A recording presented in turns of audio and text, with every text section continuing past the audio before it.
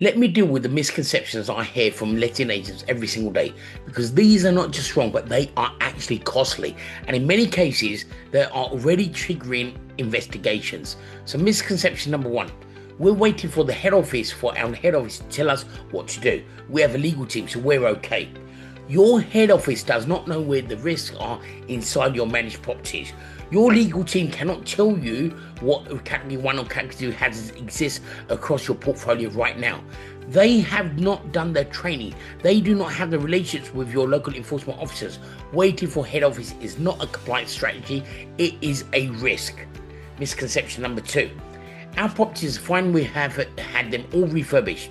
How do you know whether they have Category 1 or Category 2 hazards? Now, Category 2 hazards are described as initial or minor.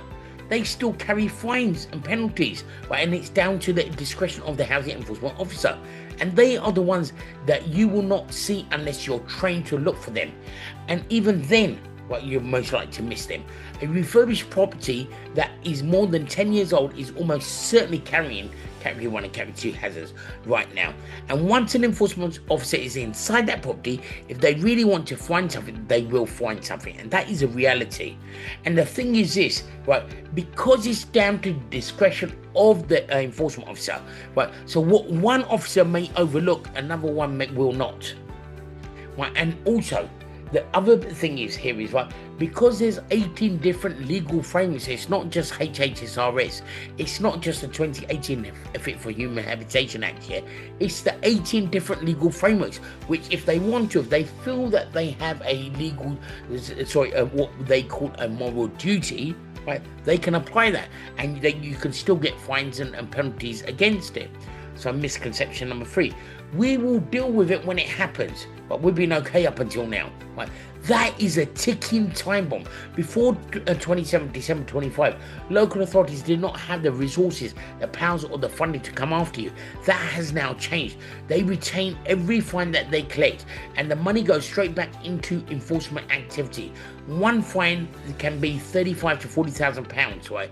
That is equivalent to the salary of one enforcement officer. They're not waiting anymore, neither should you. And it will take momentum, and they will come after you, and it's just a matter of time. Right. Misconception number four: we're compliant, we have a compliance officer. If you don't know what your Category 1 and Category 2 hazards look like, and you're not compliant, I walk into letting agencies every day and I ask a question. The answer is almost always no. Right? So they don't even know what Category 1 and Category 2 hazards are. And that answer alone raises suspicion. Right? So that suspicion is enough to trigger an investigation. So if your frontline staff cannot answer what Category 1 and Category 2 are, right, that in itself, right, so it's not, oh, we've got a compliance officer, they deal with this, right, but you should be knowing this, right. So misconception number five: they will not come after us because we're too small. A parking enforcement officer, right, does not care whether you drive a Ford Fiesta or Rolls Royce. If you're parked on the yellow line, you will get fined regardless. Enforcement officers are trained to find breaches in the same way and issue penalties.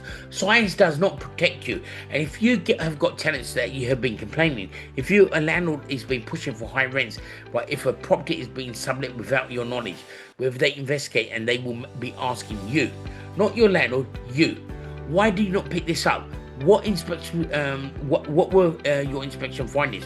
What did you tell your landlord? Misconception six: we got away with it before, so we will get away with it again. Before, the landlord took the blame because they were the legal owner. Now council have investigative powers. They look at the whole management chain. They access your records, your emails, your bank statements, and as enforcement activity increases, and it is increasing, the question is not if, it is when. They can see, right, and they can see who is more to blame, right, how much is to blame. Right, so now they're saying like how much of the proportion of the fine should go to the landlord, or can the landlord afford to pay this? Landlord cannot afford to pay this. Okay, now this we're going to put this onto the agent. How much can the agent afford to kind of do? Right, how much they can afford to pay? Right, so sorry, we're running training programs right now. Right, for if you're part of our gold memberships, right, that's £200 for the first person, and then £50 right for every other person, right, right? That comes part of the training in your office, right? This is just a deal at this precise moment. Times, but prices may vary as time's going to go on, right? So these deals will not be around for long, right? It's only for most likely this month only. This is nothing compared to fines of £40,000 to £50,000, and it shows that you've been proactive. It shows that you took this seriously. That matters when an enforcement officer is making a decision about what action to take. So book your free 30-minute consultation. Let me show you how to protect your agency from fines and penalties. Get yourself booked onto the training as well. Don't delay, right? Because take advantage of these offers and at least start your free membership training, right? So that you know, right, you could get updates on enforcement activity in your area.